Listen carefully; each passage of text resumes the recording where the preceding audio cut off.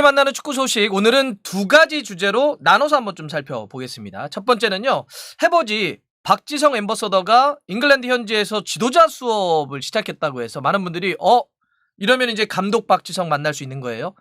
유럽 팀을 이끌어가는 우리나라 감독 만날 수 있는 건가요? 국가대표팀은 나중에 할 수 있나요? 뭐 이런 거 이제 물어보시는 분들이 있어서 그거 한번 정리해 보고요. 두 번째는 아무래도 이제 유럽의 겨울 이적 시장이 일주일밖에 남지 않았습니다. 문을 여는 게. 그러다 보니까 이제 이적의 뜨거운 소식들이 계속 이어지고 있는데 오늘 나온 따끈따끈한 소식들도 한번 좀 정리해 보겠습니다. 그럼 첫 번째로 해버지 이야기를 좀 할 텐데요. 박지성 앰버서더가 자신이 뛰었던 QPR, 맨유에 있다가 갔던 팀이 바로 QPR이잖아요. 런던에 있는 팀인데 여기에 16세 이하 팀의 코칭의 어떤 지금 과정을 밟고 있다. 이런 게 소식이 좀 전해졌습니다. 그래서 뭐 그 QPR에 있는 친구들과 막 지도하는 그런 모습들도 있고 거기에 코치가 코멘트를 하면서 정말 열심히 배우고 있고 많은 우리 선수들이 박지성 코치를 보면서 아주 좋아하고 있다. 굉장히 집중력이 역시 좋다. 이런 이야기를 하는 것도 좀 소개되고 있는데 일단 해버지가 QPR에 들어가서 이렇게 지도자 수업을 받고 있는 건 우에파의 B급 라이센스를 따기 위한 겁니다. 우에파의 B급 라이센스를 따려면 구단에 들어가서 최소 25시간의 지도자의 연수를 받아야 돼요. 그래야지만 이 라이센스를 받을 수 있기 때문에 그 과정을 밟고 있는 건데 자 이제 많은 분들의 바람이나 기대는 알 것 같아요. 그래 우리나라 지도자가 유럽 팀을 이끌어가는 거 보고 싶어 이런 것도 있고 해버지가 언젠가는 우리나라 대표팀을 한번 이끄는 모습도 진짜 기대가 되는데 이제 이런 차원에서 더욱더 많은 관심들이 쏠리고 있는 건 맞는 것 같습니다. 그런데요 일단 해버지는 그렇게 프로 레벨에서 성인팀 혹은 그걸 넘어서 뭐 국가대표팀을 지도할 생각이 현재로서는 없습니다. 그럼 제가 듣기로는 앞으로도 그럴 가능성은 거의 없다 이렇게 보셔도 될 것 같습니다. 좀 아쉽긴 하지만 해버지는 전북현대에서도 팀을 전체적으로 쭉 선수단을 끌어나가는 그런 어떤 정책, 행정, 구단의 운영과 관련해서 실제로 그동안 준비해왔고 앞으로도 그런 쪽의 일을 하고 싶어하는 겁니다. 전체적인 구단이나 축구의 전체적인 행정, 마케팅, 시장 영역을 키우는 일을 좀 하고 싶어하는 건데 그러면 왜 이렇게 지도자 자격증 B급 라이센스를 따려고 하는 거느냐?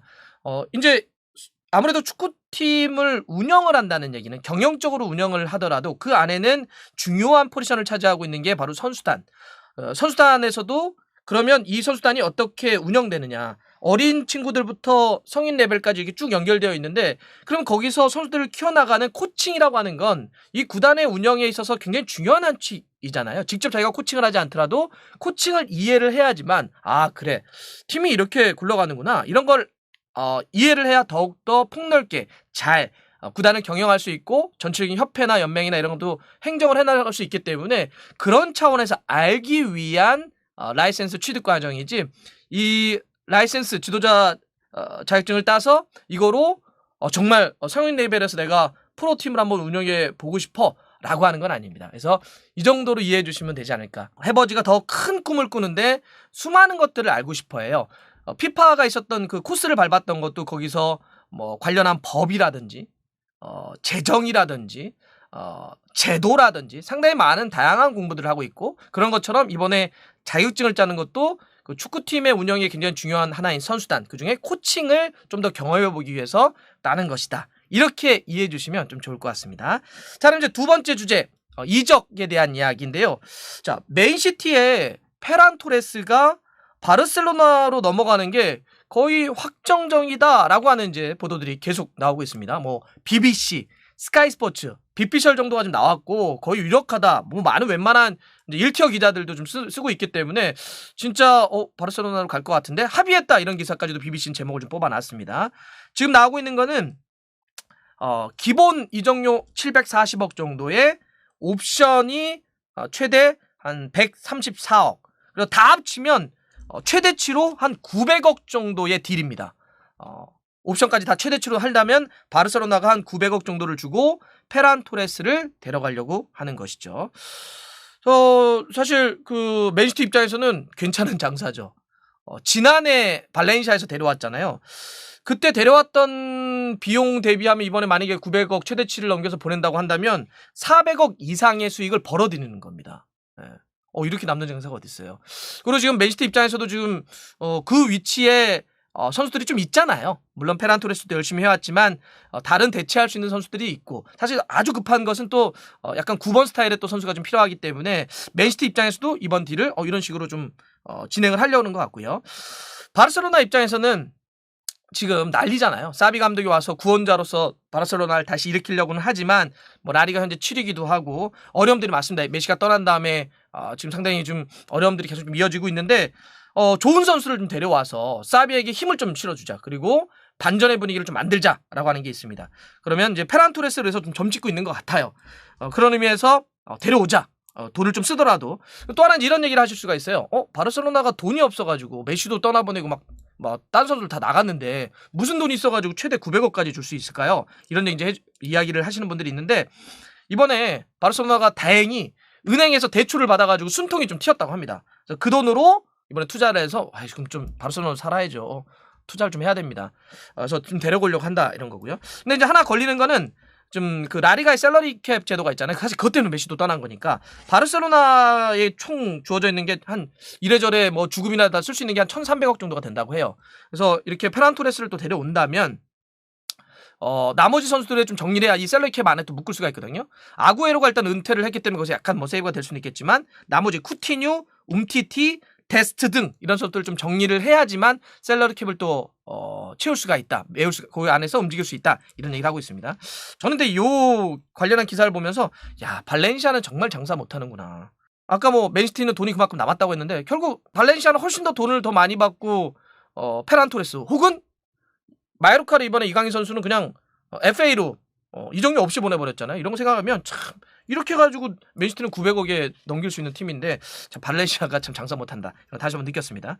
자, 두 번째 이적과 관련해서는 제가 아까 뭐 쿠티뉴나 움티티 데스트를 바르셀로나가 정리할 것이다 라는 말씀 드렸는데, 바르셀로나의 쿠티뉴가 프리미어리그로 복귀할 것이다 라고 하는 말이 나오고 있습니다. 사실 뭐 리버풀에 뛸 때 그 쿠티뉴 존이라고 그래서 중거리 오른발로 때릴 때 보면 진짜 어마어마했잖아요. 딱 덧붙이고 정말 잘했었는데, 그래서 바르셀로나에 진출했죠. 그래서 바르셀로나의 4시즌, 그다음에 바이에른 뮌헨의 1시즌 임대 이렇게 뛰었는데 뭐 그닥 잘 못했고요. 그리고 이제 새롭게 바르셀로나의 감독으로 온 사비가 쿠티뉴 아니야. 난 저런 선수 좀 별로인 것 같아. 전력의 중심으로 생각하지 않고 있습니다. 그럼 정리가 좀 돼야 되겠죠. 29인데 어떻게 될까? 자, 그런 상황에서 프리미어리그는 이미 검증이 좀 끝났고 그러면 충분히 데려올 수 있는 거 아니야? 라고 해서 세 팀이 연결되고 있는데, 첫 번째는 사우디아라비아 자본이 엄청나게 돈을 투자하려고는 하지만 아직까지는 역시 강등권에서 허우적거리고 있는 뉴캐슬이 쿠티뉴 데려오려고 한다. 제가 봐서는 괜찮죠. 뉴캐슬 입장에서는 이 정도 검증되고 그 정도 돈을 줄 수 있으니까 데려오려고 하는 거 아니냐라고 하는 거. 두 번째 팀은 토트넘 얘기도 나옵니다. 현지 지금 보도에서 콘테 감독이 쿠티뉴를 좀 높게 평가하고 있다고 합니다. 그래서 공격에 놓고 봤을 때 쿠티뉴는 사실 뭐 약간 이선이나 사이드까지도 볼 수 있기 때문에 그런 의미에선 콘테 감독도 토트넘 이런 얘기가 좀 나오고 있다고 하고요.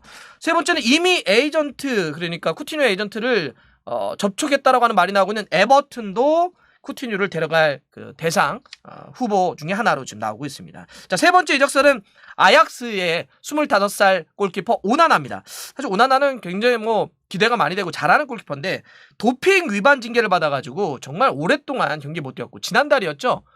이번 시즌 리그를 한 경기도 못 뛰었습니다. 그 징계 때문에. 그래서 지난달에 복귀하면서 챔피언스리그 컵 대회 정도만 지금 뛰고 있는데, 이제는 뭐 팀을 정리해서 나갈 것이 아니냐 뭐 이런 얘기를 하고 있잖아요.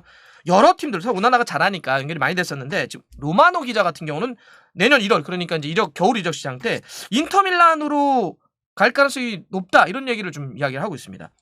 사실 그 오나나는 자기는 뭐 바르셀로나 좋아한다 이런 얘기도 했었는데, 지금 인터밀란하고 이렇게 연결되고 있는 거는 사실 뭐 인터밀란이 지금 세리아에서 1위 아닙니까? 거기 또 주전 부동의 골키퍼가 있습니다. 한다노비치가 있는데, 한다노비치가 나이가 많네요. 37살입니다. 그래서 이렇게 많은 나이를 생각하자면 좀 후계를 좀 생각해야 되지 않겠어요? 그런 의미에서는 25살의 오나나 딱 좋다 이런 얘기를 하고 있는 거고요. 또 한 명의 이적설은 요새 캐나다 선수들 참 잘하죠. 바이에른 뮌헨의 왼쪽 풀백 알폰소 데이비스 잘하고 있고요. 또 프랑스 리레도 요새 리그왕 최고의 득점 선수가 있습니다. 조너선 데이비드인데요. 21살의 선수인데 리그왕에서만 12골을 때려넣으면서 지금 뭐 파리에 음바페나 메시, 기타 등등이 정말 많은 선수들이 좋은 선수들이 많은데 득점 1위를 달리고 있습니다. 계약 기간은 현재 릴과 2025년 여름까지인데 근데 지금 에이전트가 막 나와가지고 야 올 시즌 끝나면은 좀 팀을 떠날 거야 이런 얘기를 계속 하고 있더라고요. 그래서 지금 나이도 어리고 능력도 좀 좋고 그러기 때문에 지금 프리미어리그에서 아스날이라든지 아스날이 참 젊은 선수들 지금 거의 뭐 프리미어리그에서도 가장 젊은 팀으로 좀 성장하고 있는데 아스날 아니면 웨스트햄 그리고 이제 오늘자 보니까 저 스페인 쪽에서는 레알 마드리드가 아주 강력하게 연결되고 있다. 근데 여기는 뭐 벤제마나 비니시우스가 폭발하고 있어가지고 물론 이제 어린 선수니까 이렇게 쭉 중장기적으로는 할 수는 있겠죠. 이렇게 연결되고 있다 이런 거고요.